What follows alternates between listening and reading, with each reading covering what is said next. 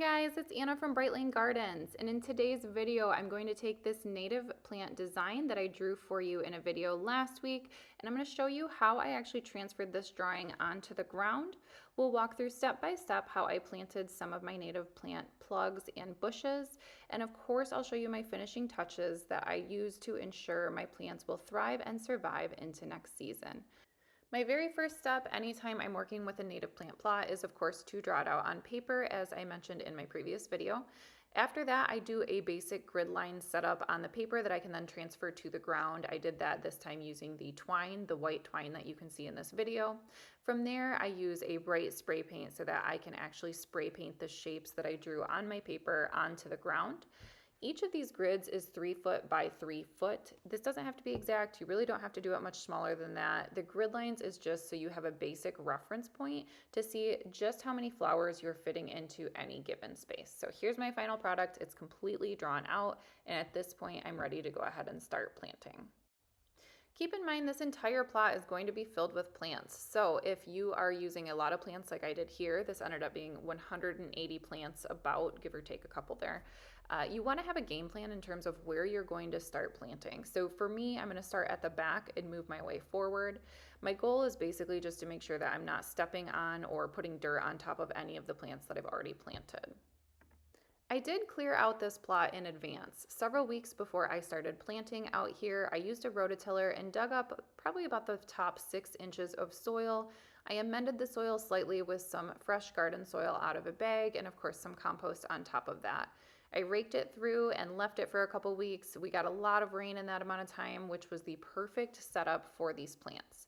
Another word of wisdom, anytime you're planting a large section like this and using a lot of plants, therefore spending a lot of money, you want to make sure that you're not planting on an 80 or 90 degree day. So I did plant this in the middle of summer. We do tend to get some hot days in northern Michigan, but the week that I planted these, the average temperature was about 65 to 70 with some cloudiness and a couple spurts of rain in there. So it was actually ideal for getting my plot started and giving those plugs the moisture they need to survive.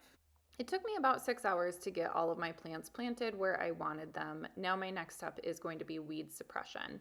I never use weed fabric. Weed fabric is a big no-no in the native plant community. As most of us know, it does degrade the quality of your soil immensely because it prevents that natural breakdown of organic material like leaves and sticks back into the soil, which of course acts as a compost and can enrich your soil with nutrients. So we want to encourage that to keep happening. However, I have a lot of young plants and plugs in this plot here, so some weed suppression is necessary just to aid those plants as they get their roots established and start to spread out. These are all native plants. These are mostly clumping plants, so they will spread naturally either through seeds or through underground rhizomes.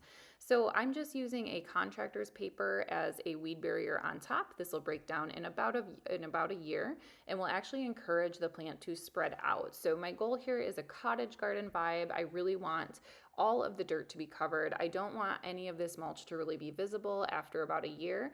So my goal is to just put something down that will suppress any weeds from popping up in between my plants, but that will degrade quickly enough that once my plants get established, they can successfully spread out and really give me that nice, lush, full cottage garden feel.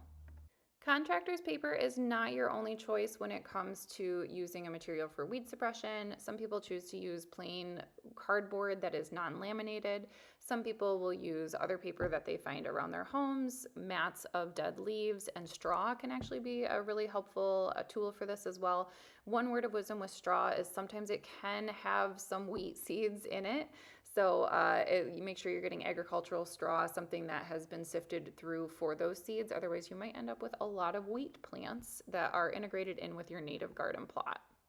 Once you've laid down your weed barrier, in my circumstance, the contractor's paper shown here, you'll want to go ahead and cover it with something that's going to weigh it down and help retain moisture in the soil. I like to use arborist wood chips. These are just hardwood chips that you can get at your local tree service. Sometimes other companies will have them available for free even. These were very inexpensive for us. We use them all over the yard. The wood chips are really easy to work with. They also are separated enough that they really help to encourage those plants to spread out. I do encourage you to stay away from mulch. Shredded mulch can actually interlock too aggressively and can inhibit your plants from being able to spread out successfully and really serve that cottage garden feel. Once your top layer has been laid, the hard work is done, and now the waiting game begins. So you planted a lot of small new plants, which means they're going to need a lot of water to survive the rest of the summer. So make sure you're watering daily.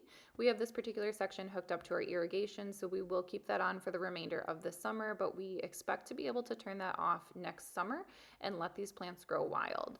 Typically, with any native plant plot, you're looking at a 3-year plan. The first year, not much happens. That second year, you're starting to see your plants turn into mature plants. You're getting flowers on the plants that you didn't get flowers on the previous year. And in that third year is when you can expect to see the mature size and shape of your plot. I planted a lot of these plugs closer together than I typically would. I'm really hoping that this will fill out nicely by next year. I will post an update on this plot at the end of the summer here in about a month, just to show you how much growth we've had in that short amount of time. And then of course the real treat is going to be next year when I start to see everything pop back up through the soil in the spring to see how much spreading we've accomplished on some of our fun plants here. That's all I've got for our video today. Thanks so much for watching today, and I'll tune in with some updates later on. As always, leave any questions in the comment section below.